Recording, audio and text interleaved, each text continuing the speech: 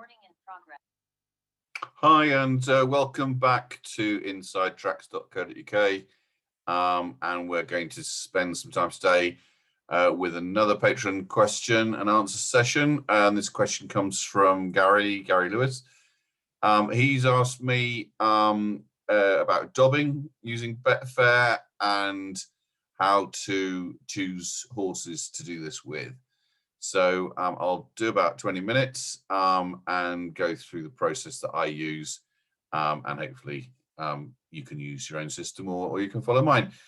If you want to become a patron too, please click on the I button in the top right-hand corner of your screen and go through and sign up. That'd be lovely. If you like the video, please like, and of course subscribe if you want to continue to get these types of videos. So where do we start when we're looking for a horse to dob? Well, as those who've looked at my video about my daily routine, my first port of call is just to spend some time going into tomorrow's racing, if it's the evening before, which it is now, and basically look at the cards. Now we've got Ayr, Kempton, and Yarmouth on tomorrow. And what I'll be looking for is on the cards, what I generally look for are my criteria. Now, everyone will have a different set of criteria, but my criteria, generally speaking, is I'm looking for a horse that is a sprinter. So generally 5 or 6 furlongs is what I tend to look at.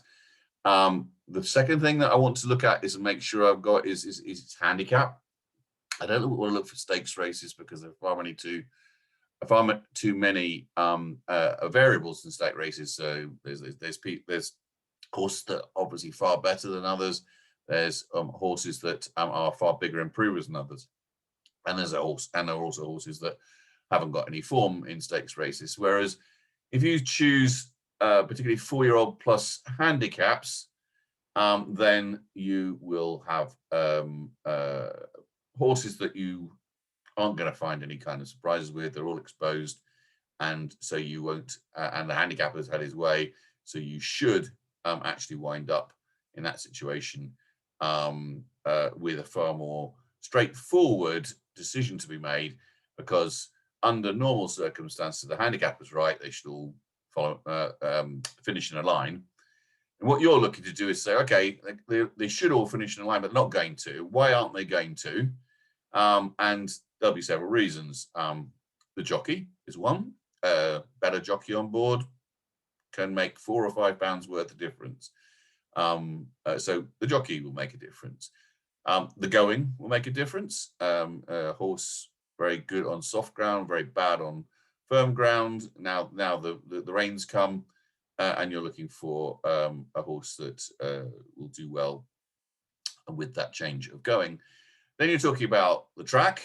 Is the horse good? Has it got any kind of form on the track? Is the track quite a specialist track? We know some of them. You'll know some of them. Brighton's specialist track, Bath, on the all-weather, Southwell. We all know that all tracks aren't made equal, and some horses love certain tracks and some don't. So when they say horses for courses, they're absolutely right. So you look for a course that your horse is going to go well at. And then, of course, in a 5 furlong sprint or a 6 furlong sprint, you're looking for, is there an advantage in the draw? If it's on a round track and the stalls are less than a furlong from the start of the bend, then clearly the horse on an inside draw is going to have a major advantage over those with a wide draw. And you'll hear the stories from the trainers saying, well, I need to get a run to him, but he was drawn out on the wing, had no chance. And that's true. If you are drawn 16 in a 5 furlong sprint at Chester, you have to have an amazingly good horse to win from stall 16 at Chester. So you're starting to look for those sorts of things. But my criteria are quite specific. I'm also looking for a track where for instance, front runners are given an advantage as well. So these are the criteria I would use. I would say, okay, I'm looking at Chelmsford. I'm looking at 5 furlong handicap, 4-year-old plus. I'm looking at an inside draw. I'm looking for a jockey, a good jockey. I'm looking for a horse that's got early pace and likes to lead. And that's perfect for me. I then go into that race, check out whether there are other horses that want to lead, and are they going to start, slitting each other's throats? Are there things that I don't know about in the form, etc. But let me just go into that now in a bit more detail.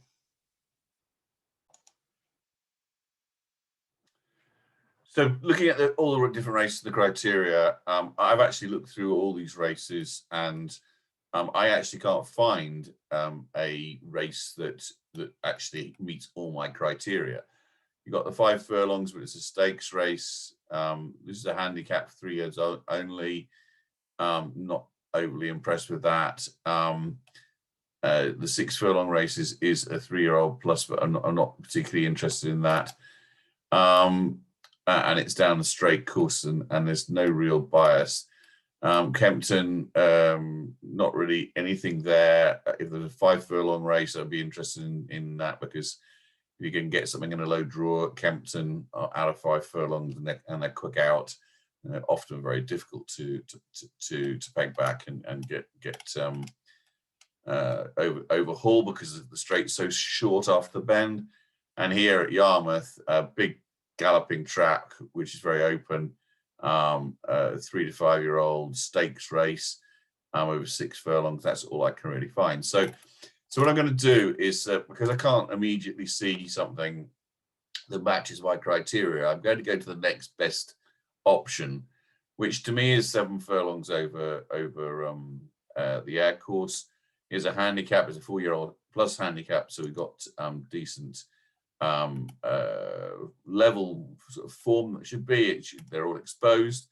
And if I go down and do my normal views now, so over 7 furlongs, we'll just check the draw out, and it appears that sort of around the 7 to 9 mark produces you a few winners, more than is expected. 8.2%, for instance, on Caballero. One also has an interesting advantage, 10.3. So you got Hannigan down here, or Oriental Lily, could be interesting. You got Fanning and Dalglish with Caballero, seems to be one pound well in. This one at the top also has some interest, seems to be £2 well in. Has won last time out. Let's have a look at the pace then, because you need to have a handy horse here at Air, unless they go off extremely fast, and it's soft, but it's not as good to firm, as you can see tomorrow prediction. So sometimes in good to firm conditions, get around the bend at Air, and you can actually wind up going up that hill. It's sort of rather terraced hill. It sort of goes up in little sort of jumps. And horses can't get to gallop and can't get to get into a rhythm, and so those up in front often have an advantage, because they see where they're going, and it's difficult for the others to accelerate on ground that keeps changing in height. So here we see that actually Caballero has a good rating for pace, which is good news. Should be up and handy. You also got Gigi's Beach. And those two, and possibly Equiday could also have a route in. But we're looking really at this one, Joe Fanning and Keith Dalglish. So let's see what Caballero likes to do, generally speaking, and let's have a look at his form. We can see that he's been at Air a couple of times. We can also see that twice he's been favourite. and twice he's lost out by half a length. So that's not too bad. He's still on 64, so he's been 62, 64. So we can say that Caballero's run well, similar class race, off the same, pretty much the same mark. So yeah, I mean, you can expect a bold showing, can't you? Because hasn't gone up in weight, and yet he's had two good runs and fairly close finishes. Track leaders inside, went second, final 3 furlongs, ridden the challenge, so led inside the final furlong. So he's nearly there, slowly into stride. Okay, didn't like that. Soon recovered, chasing leader on the rail. Yes, that's what we quite like. Led inside final 2 furlongs, pressed inside final, no extra closer. So it looks like he can get there and just didn't get home. And yeah, good to firm and good. So similar racing conditions were good to firm today. So we can say that this horse could well be leading at the furlong pole. May not get home, may get overhauled, may not. So, but that's all we want. We want a horse that's got the capability of leading and still be leading, round about the furlong, half furlong pole, and then we'll see his or her price reduce significantly. Here we see led mid-division, slowly into stride, mid-division. So can do things from different places, not too bothered. So a fair candidate is Caballero. Course okay, going okay, distance okay, draw okay, pace okay, jockey okay. So you're ticking a lot of boxes here.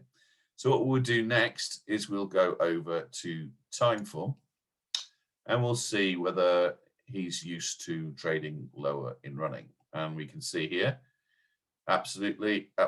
So he was 3.35 and 1.22 is where he reached before he got overhauled. 1.2 before he got overhauled. So he obviously can lead quite nicely into the last furlong.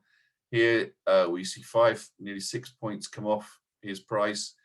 That would give you a 25% return on your money. Again, somewhere near 25% return on your money. That's half price. That's 50% on your money. That's a dob. That's another dob. That's another dob. That's close to a dob, and that's not. So, so really, we're seeing yes, I did 2, 3, 4, 5, 6, 7 out of 12. So 7 out of 12 is 60%, and for a dob, we're looking for 50%. So we can see that out of his last 12 races, he's 7 out of 12 is what? It's just over, it's about 55, 60, nearly 60%. So with this horse, we'd expect to make money dobbing this horse. And if you take air over 7 furlongs, for instance, then you would definitely be okay, because over seven furlongs, he's come second twice now recently. So that will be a good recent record, and it shows he's in somewhat form.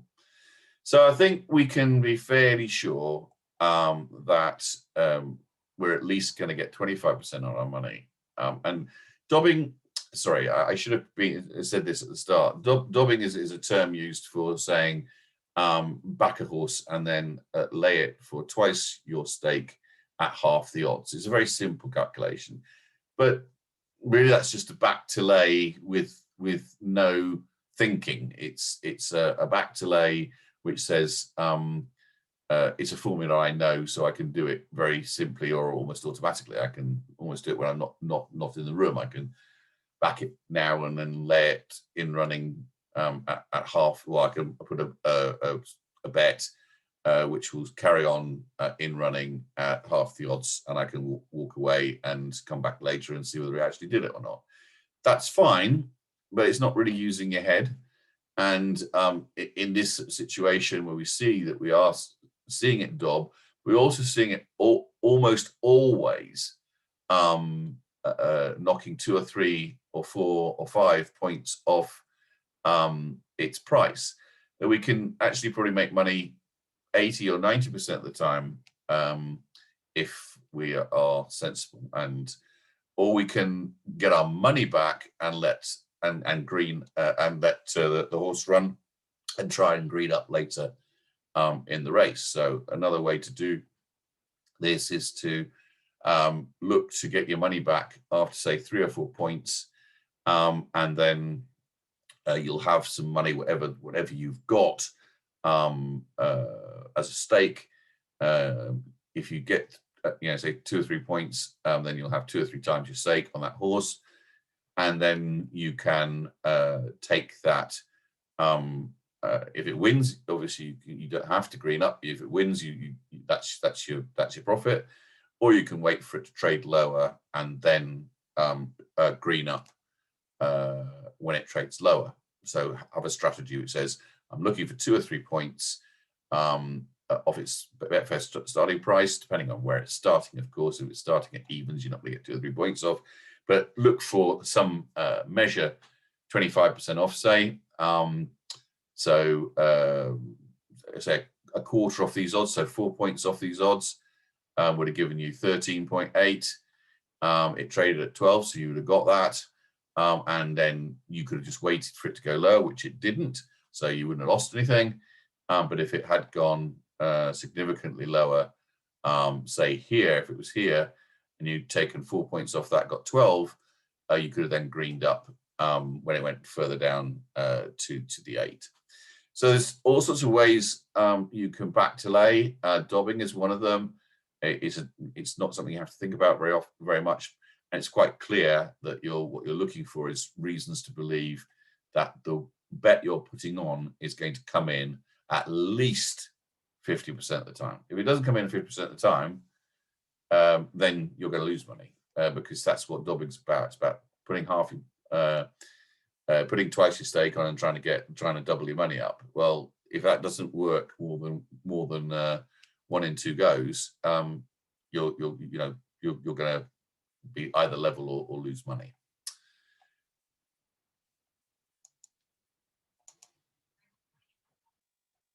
So we've done our homework on Timeform. We've done some homework here. I would check out Gigi's Beach. I'd check out Oriental Lily. I've done that. Oriental Lily looks like it might be interesting. She's won over course and distance. 1 win from 2 runs. Could be interesting on a quite a low mark for her. Been out of sorts recently, but might come back into form. And Zumurad is well in because actually that win was in an apprentice event, and so with Ella McCain on board, so it's unpenalized for that. So obviously has claims, but doesn't have any real form on this particular course. So I would suggest that we've done enough homework here and then looked at the other horses and said, okay, it's not really a race for me, but I could make a case, definite case, for going for a Dob on Caballero, and a feeling that there's a very good chance, a more than 50% chance that we will make our money back, double our money on that. Probably I might take a bit more cautious view, and I would say, look, let's look for let's see what the price is. So currently at 4.5 on Betfair. So if 4.5 on Betfair, then we're looking for 2.25, just over evens. But if we're saying we may be looking for 3.2 for 25%, then what I might do is to put a decent amount of money on it, 4.5, and try and get my money back at 3.2. and then let the rest ride and see whether I can green up in the final furlong. That's probably would be my strategy on this, albeit that I'm only really going through the process for you, and Caballero is not my typical horse that I would want to go for. I wouldn't feel particularly confident in this bet. I'm just doing it, to show you.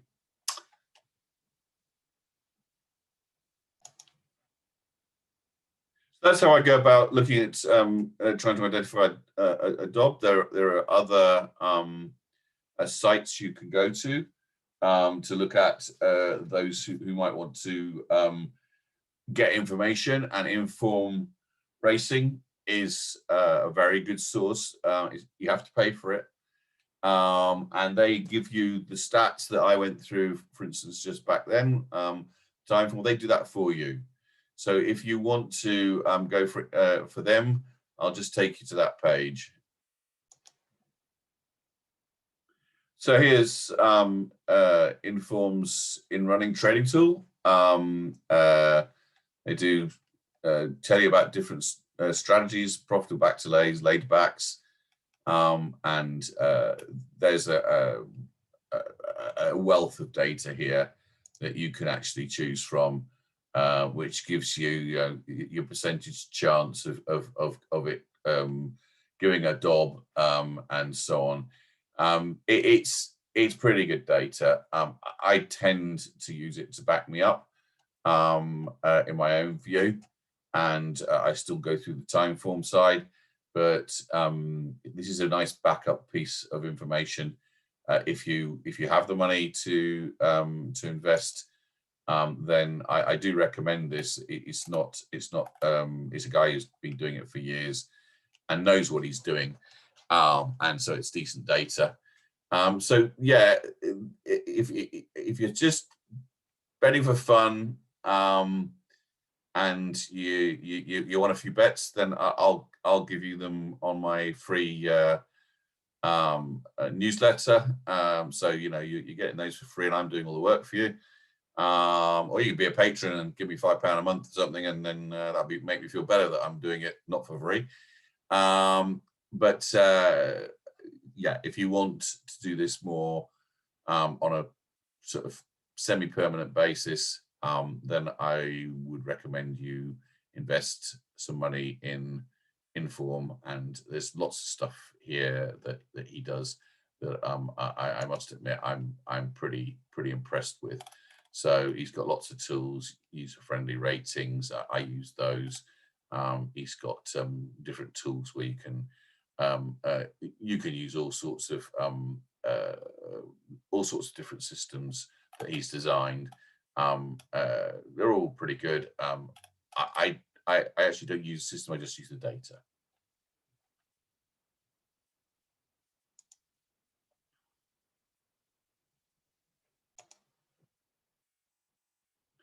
So those of you who know me and have been reading the newsletter for any length of time will also know that I've done a video on this. Hugh Taylor, you can find it in my video library. There's this sort of Hugh Taylor is a well-known tipster at the races. I don't think he's bad. I don't think he's particularly good, but I don't think he's bad. And if he can actually back horses at the prices he's talking about, yes, he makes a profit. He made 66 points profit in 2020. That's not a lot, really, when you think about that's the full year profit. And the fact that profit is based on, for this particular horse, if this horse had won Angela, he would have told you that you could have backed it at 12s. As you'll see on my video, no one gets it at 12s, because as soon as he puts his tip out, the price crashes. And in fact, this horse's price crashed radically from that. And in fact, if you were backing at starting prices, SPs, then this 66 point winning gap down here suddenly is minus 300 or 500 or 1,000. So it's a bit of a stickler for me. Watch my video, you'll understand what I'm talking about. I don't particularly think that this is a good system of his tipping, because he updates them on his Twitter feed, and you never get the price. Anyway, my answer to that is, if I can't get 12 to 1 and make 63 points, then if I can lay it at 100 to 30, I'm almost definitely going to make a profit, aren't I?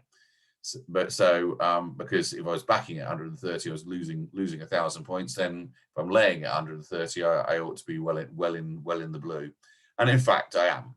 So generally speaking, I this is one of my favorite ways to find a lay to back, or just a straight lay, and that is through reading Hugh Taylor's column and looking to lay the horse and make money after the rebound, because basically he's got hundreds of followers on Twitter.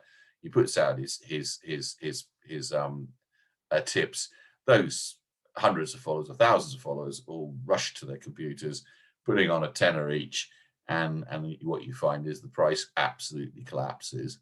Well, it obviously collapses further than the value. If it was at 12 to 1, and that's what a whole bunch of bookmakers thought it should be, then if it collapses to 130, then 130 isn't good value. So lay it straight if you think it's really low. But my advice, generally speaking, is lay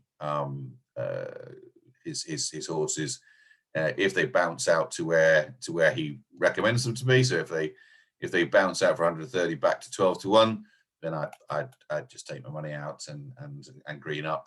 I've done the job, and I've made more than a dob would do me, and it happens even before the race. So you don't even have to go in running sometimes with Hugh Taylor.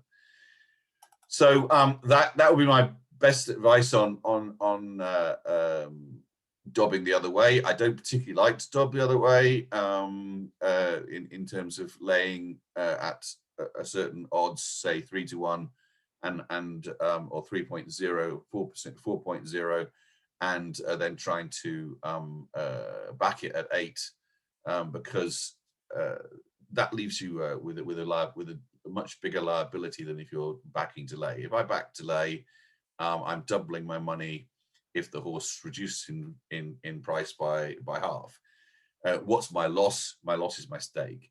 If I'm laying to back at, say, 4 to 1, then if it doesn't happen, what have I got to lose? Well, actually, I've got, if that damn horse doesn't go out to 8 to 1 and romps home, then I've got, I've got 4 times my stake that I'm going to lose. So so you've got to be damn sure that if you're doing any kind of laying, I would suggest you take my advice and look for an advantage, as in this situation where it obviously has gone down well below where it should be in the marketplace, and therefore is very likely to bounce back out either before the race or in running.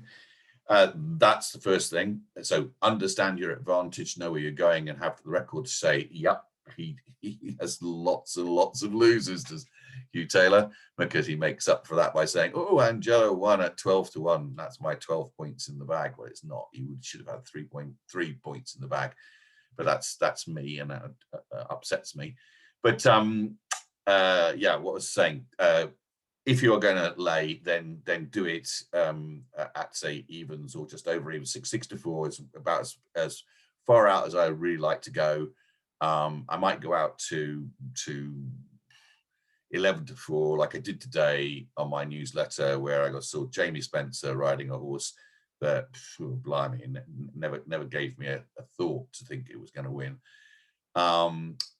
So yeah, I can go out to something like 7 to 4, even 11 to 4, if I'm really confident that the horse, in my opinion, is very, very low priced. And sometimes you can find those. There's no real reason why they go down to that price, and they're obviously clearly overbet, and therefore are likely to either the horse will lose or trade very much higher in running. Of course, the criteria that you're looking for in terms of horses' prices going out in running are exactly the opposites to the ones that I generally use, i.e. it's a sprint, and this horse is held up for some reason, or this horse is drawn very badly, drawn 16 in a 5-furlong race at Chester.